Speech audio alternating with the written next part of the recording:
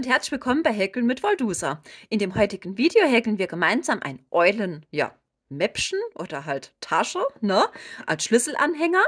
So, ich zeige euch das mal. So schaut das Ganze aus. Und wenn ihr hier diese Eule, den Kopf so nach oben klappt, habt ihr hier so eine kleine Tasche, ne, also super praktisch. Das wird hier mit einer Schlaufe einfach zugebunden, das Ganze.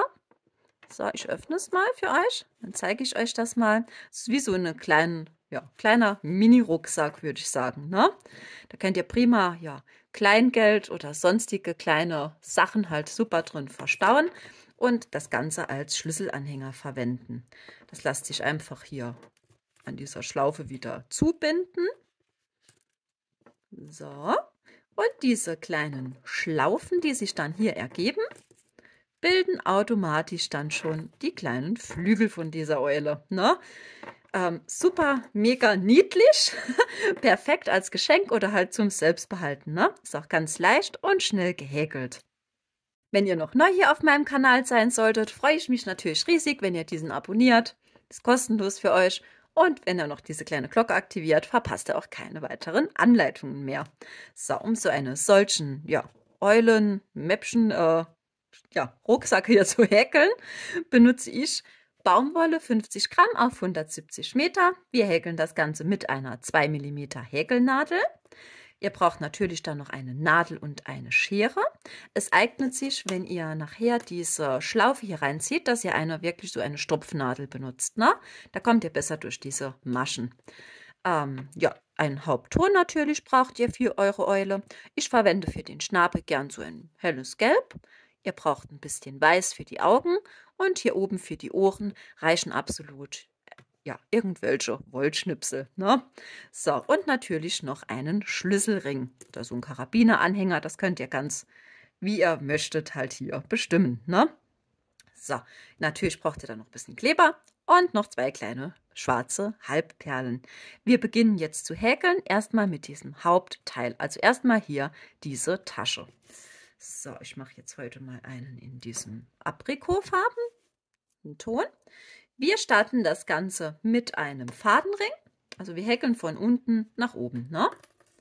So, wir starten das Ganze jetzt mit einem Fadenring und häkeln in diesen Fadenring 6 feste Maschen hinein. Wenn ihr das geschafft habt, zieht ihr euch den Fadenring zu. Und es geht weiter, dass wir jetzt jede Masche verdoppeln. Das bedeutet, wir häkeln immer 2 feste Maschen in eine Masche hinein und kommen dann auf eine Maschenanzahl in dieser Runde von insgesamt 12 festen Maschen. Wenn ihr das dann geschafft habt, holt ihr euch jetzt einen runden Markierungsfaden. Da reicht einfach so ein andersfarbiger Wollschnipsel, ca. 10 cm lang. Und den legen wir uns hier so in das Häkelstück ein. Der markiert uns jetzt jede weitere Runde. Wir starten mit der nächsten Runde mit einer festen Masche und die nächste Masche wird verdoppelt. So, und das machen wir jetzt immer wiederholend. Wir häkeln eine feste Masche und die nächste wird wieder verdoppelt. Verdoppelt sind immer 2 feste Maschen in eine. Ne?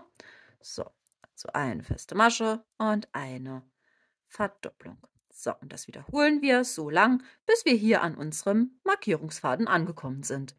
Seid ihr dann hier an eurem Markierungsfaden angekommen, holt ihr euch diesen hier von hinten, so, und klappt euch das einfach über das Häkelstück drüber. Na? So, da haben wir schon die nächste Runde markiert. Und das machen wir jetzt nach jeder Runde, klappen wir uns den immer hin und her.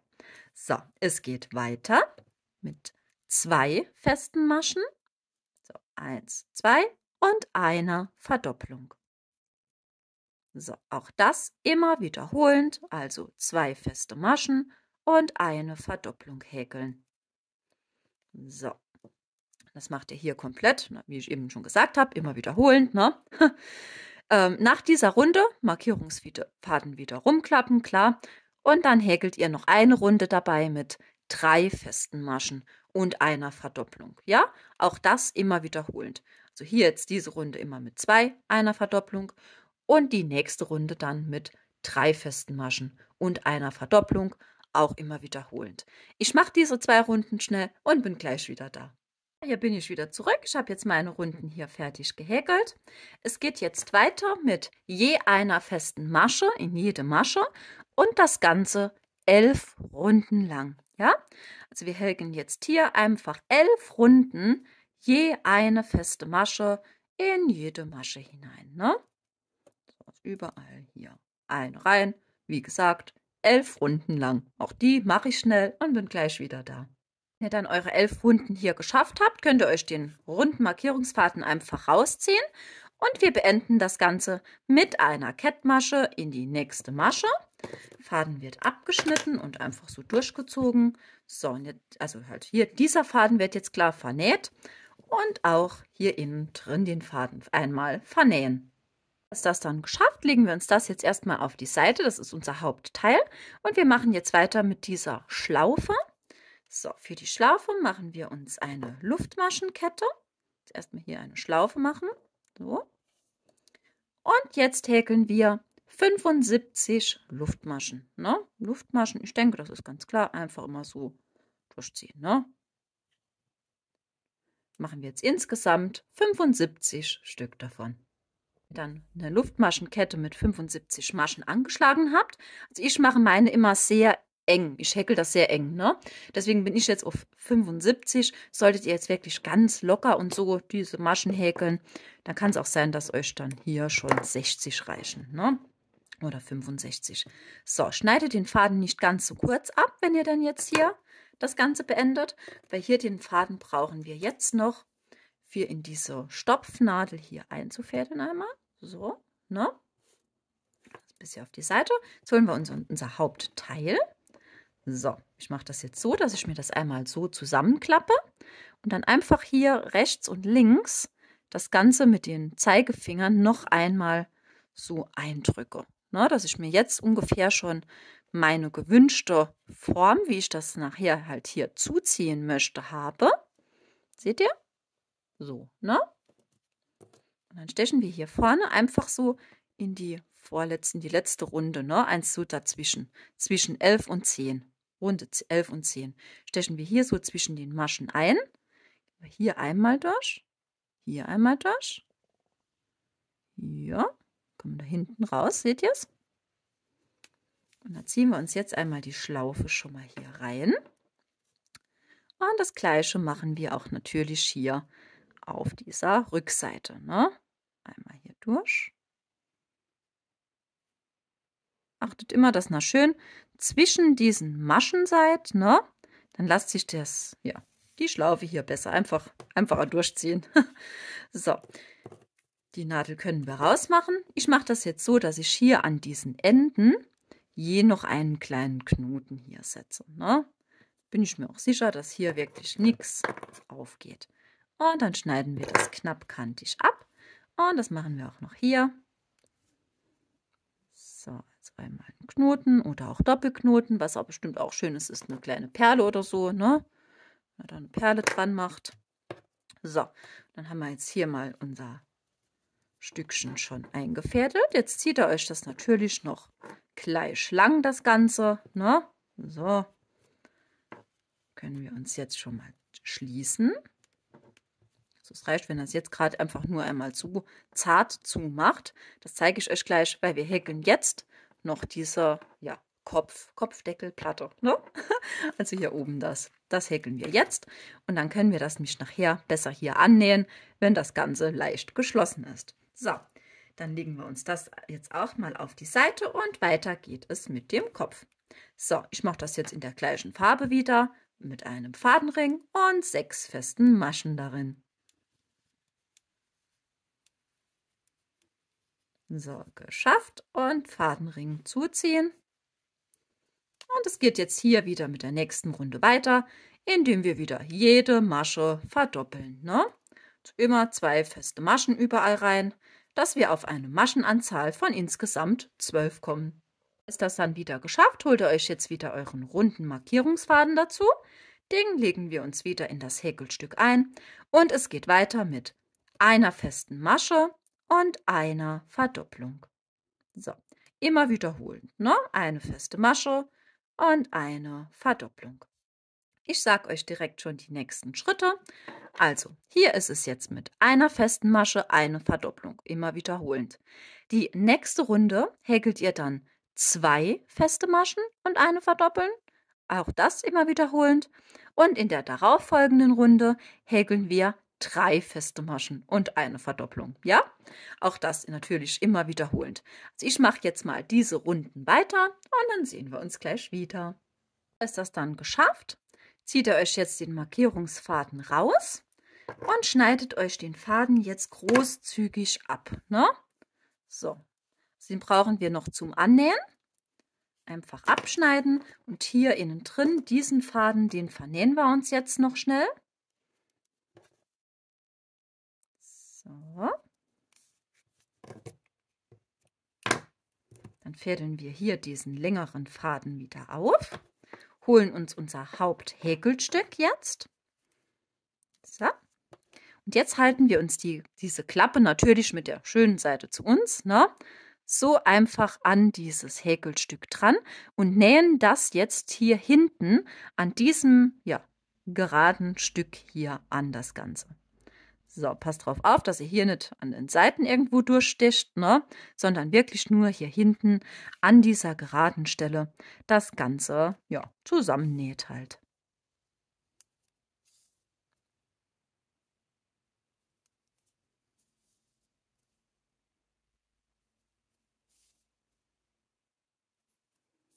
So, wenn ich jetzt hier schon am Schluss angekommen bin, steche ich immer noch einmal hier ein, bis hier eine Schlaufe, also ziehe mir den Faden so, dass ich hier noch eine kleine Schlaufe habe. Da gehe ich einmal mit der Nadel noch durch. Dann haben wir direkt schon ein kleiner Knoten, ne? So, das könnt ihr natürlich auch noch wiederholen. Und seid ihr auf der sicheren Seite, dass ich auch so schnell hier nichts lösen kann. Und dann vernäht ihr euch hier den restlichen Faden einfach. So, und dann haben wir jetzt hier schon mal unsere kleine, ja, Mini-Rucksack schon fertig. Ne? Die Klappe ist dran. Es geht jetzt weiter mit den Augen. So, für die Augen verwende ich natürlich weiß, wie schon gesagt. So, jetzt legen wir uns mal kurz auf die Seite. Ich zeige euch nochmal die Augen. Sehen so aus. Wir starten das Ganze wieder mit einem Fadenring und 6 festen Maschen darin.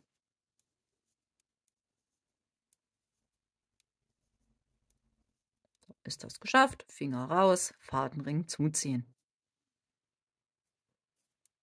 So. Und es geht jetzt weiter mit der nächsten Runde und in der verdoppeln wir wieder jede Masche. Also immer 2 feste Maschen in jede Masche hineinhäkeln, bis wir insgesamt hier 12 Maschen wieder haben. Ist das dann geschafft, beenden wir das Ganze mit einer Kettmasche in die nächste Masche. Auch hier wieder ein längeres Stück Faden lassen, wenn ihr das abschneidet. Und hier hinten, dieser Anfangsfaden, das zieht ihr euch einfach gut stramm und kürzt euch das einfach knappkantig ab. Ne, das reicht schon. So, und das Ganze brauchen wir natürlich jetzt noch ein zweites Mal. Also Fadenring mit 6 festen Maschen und in der darauffolgenden Runde einfach jede Masche verdoppeln, dass wir wieder auf 12 Maschen sind. Hier dann beide Augen fertig, legen wir auch die erstmal auf die Seite und wir machen weiter mit dem Schnabel. Ich verwende jetzt hier gerne ein hellgelb. Wir starten das Ganze, wir machen uns erstmal eine Schlaufe, so, ja, und häkeln uns 2 Luftmaschen. 1, 2 Luftmaschen, ja. Jetzt häkeln wir hier in diese erste Luftmasche hier vorne 2 feste Maschen hinein. So, die erste und die zweite, ja. Wir häkeln uns nun eine Wendeluftmasche, drehen das Häkelstück um und jetzt verdoppeln wir hier diese beiden Maschen. Also insgesamt sind es jetzt 4 Maschen, in jede Masche hier also immer 2 feste Maschen rein, ne? So, dritte und meine 4. So, Faden wieder ein bisschen länger abschneiden und durchziehen. So, das ist jetzt unser kleiner Schnabel schon, ne? Den fädeln wir uns jetzt erstmal hier, diesen Anfangsfaden, den fädeln wir uns jetzt hier ein und ziehen uns den jetzt einmal hier so durch. So, den könnt ihr nämlich nicht einfach abschneiden, sonst geht uns das ganze gute Stück auf. Ne? So, ihr könnt das jetzt auch gerne dran lassen und nachher diese Fäden halt miteinander verknoten. Ich zeige euch mal, wie ich das meine. Ich lasse es jetzt erstmal noch hängen, hole mir dieses längere Stück und fädel das jetzt hier erstmal in die Nadel ein. Wir holen uns unsere kleine Tasche. So, und jetzt halten wir uns diesen Schnabel so an, dass er ein kleines bisschen nach vorne rüberragt. Ne? So, und dann nähen wir uns den jetzt hier einmal fest. Ich bleibe jetzt mal hier bei euch.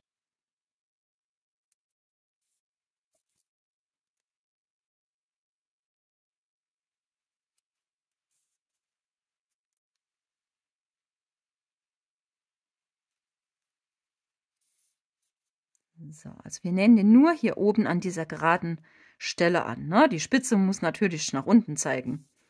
So, so, ne? Ich denke, das kann man aber kurz gut sehen. So, wenn ihr das dann einmal hier entlang genäht habt, führen wir uns jetzt einfach den Faden mal hier rüber zu unserem, ja, anderen Fadenenden halt, wo wir hier durchgezogen haben. Da könnt ihr nämlich hier diese beiden Fäden mit einem Doppelknoten verknoten. So, da macht ihr euch einen Doppelknoten. Macht es am besten nicht ganz so fest, sonst zieht ihr euch diese Spitze hier gerne mal rund. So, und dann vernäht ihr euch einfach hier noch diese beiden Fäden, ne?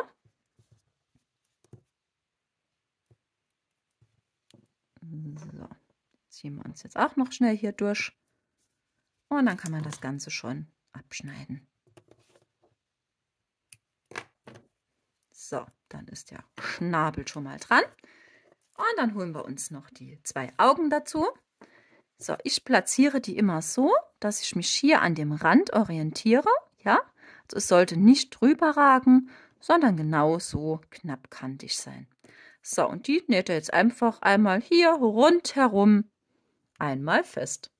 Dann beide Augen hier dicht nebeneinander angenäht habt, holt ihr euch jetzt noch, ja, einfach Wollschnipsel oder schneidet euch einfach so ein paar Stränge hier zurecht. Das sind bei mir so circa also 12 bis 15 Zentimeter lang. Ich verwende immer 4 Stück, also 4 Fäden. Meistens immer von 2 verschiedenen Farben. Ne? Das könnt ihr natürlich ganz so machen, wie ihr das wollt. Wir holen uns jetzt unser Häkelstück, halten das so rum, dass wir quasi von hinten jetzt hier an der Seite von der Klappe, seht ihr? Na, gehen wir noch eins neben dran. So, hier haben wir es zusammengenäht. Und hier nebendran gehen wir jetzt von hinten so durch dieses Häkelstück, holen uns dann hier unsere Fäden. So, einmal so rum, alle. Und ziehen das jetzt einmal so durch, dass wir eine Schlaufe hier noch haben. Und schnappen wir uns hier den Rest und ziehen den einmal durch die Schlaufe. Ne? Dann haben wir das hier angeknüpft. So, und dann zieht er dran. Und dann haben wir nämlich, wenn wir von hinten einstechen, hier vorne dieses gerade, das schöne Stück, wo zu uns zeigt. Ne? So, und das Ganze machen wir natürlich hier auf der anderen Seite auch noch. Jetzt einmal wieder durchziehen, Schlaufe machen und hier diese restlichen Enden einmal durchziehen. So. Dann zieht ihr euch das noch schön hier stramm zurecht, das Ganze. Haltet euch das so fest und schneidet euch das jetzt einfach auf die gewünschte Länge ab. Bei mir wird das ja so circa 1 Zentimeter lang sein, ne? So, einfach abschneiden. Wer möchte, könnte jetzt hier diese einzelnen Fäden noch so ein bisschen spalten. Das geht ganz gut, wenn ihr einfach so mit der Schere gerade so ein bisschen da drüber ratscht. Seht ihr? Und dann spaltet sich diese Wolle. Gibt auch einen ganz schönen Effekt, ne? So, das mache ich jetzt natürlich hier auf der zweiten Seite auch noch gerade ein bisschen schnell. So. Und wie gesagt, schneidet euch das zurecht, bis euch das halt hier gefällt. Jetzt holen wir noch unser Kleber dazu und unsere schwarzen Halbperlen. So, ich verwende jetzt heute mal hier, mach mal so eine mittlere. So, falls ihr dieses Rondell auch habt, ich mache euch den Link, alles, was ich so verwende, immer unten in die Videobeschreibung rein. Ne? Also ich benutze halt immer dieses Rondell. Ich finde das mega praktisch, weil man dann wirklich mal alle Größen immer hat. Ne? Also hier von der kleinen aus gesehen die 3. Größe verwende ich jetzt hier dazu. Und ich setze mir die Augen gern immer so, ja, so ziemlich so dicht nebeneinander. Ne? So, ein bisschen Kleber an so einem Holzspieß, dann lassen sich die Perlen besser aufnehmen. Und dann drücken wir uns die hier noch dran. So. So. Und dann mache ich das immer gerne so ein bisschen nach vorne gerichtet. Ich finde, das sieht immer ganz süß aus, ne? So, das ist jetzt eine bisschen kleinere Größe, wie jetzt hier bei der pinken. Also das könnt ihr natürlich auch ganz so machen, wie ihr wollt. Ne? Habt ihr jetzt keine schwarzen Halbperlen, könnt ihr das natürlich auch mit Schwarz aufsticken. Ne? So ein Strich oder so, sieht auch toll aus. Ja, und das war es dann auch schon. Ne? Diese Schlüsselringe, ich denke, das ist, wird ganz klar sein, ne? Wie ihr die anbringt. Ich zeige es euch mal. Das kommt ja also, den Link mache ich euch auch unten drin, was ich benutze halt. Ne? Das kommt immer so an, mit so einer kleinen, ja, mit so einer kleinen Öse halt, ne? Die macht ihr euch einfach dann hier hinten einmal so durch, macht den Schlüsselring dran, klar, und petzt das Ganze dann zusammen mit der Zange, ne? So, das seht ihr ja hier. Es gibt natürlich auch Karabineranhänger, könnt ihr auch dran nähen, ne? Das ist natürlich euch auch ganz frei, ja, überlassen, ne? Wer möchte, kann jetzt hier am Bauch auch noch ein paar Glitzersteine anbringen mit dem Hotfix. Würde ich jetzt auch noch machen, später mal schauen. Und wenn ihr jetzt hier an eurem kleinen Rucksack, wie gesagt, das zusammenzieht und hier bindet, so, na, zubindet und dann den Deckel hier drüber macht, guckt mal, und dann sieht das aus, als wenn das die kleinen Flügel wären. Ne? Mega niedlich einfach. Also da macht er garantiert jeden eine Freude damit. Ne? Es ist ratzi-fatzi gehäkelt, macht super viel Spaß. Also bei mir, es werden auf jeden Fall noch viele Eule folgen. Schaut gerne mal auf meinem Instagram-Profil nach. Voldusa, klar. Da könnt ihr mich prima verlinken mit diesem Ad-Zeichen. Und dann sehe ich auch eure fertigen Werke. Da freue ich mich immer riesig drüber. Ja, ich freue mich schon aufs nächste Video. Ich hoffe, es hat euch heute Spaß gemacht wieder mit mir. Ich fand es wieder mega niedlich. Ja. Ja, was soll ich sagen? Ich freue mich schon aufs nächste Video. Bis bald. Tschüss.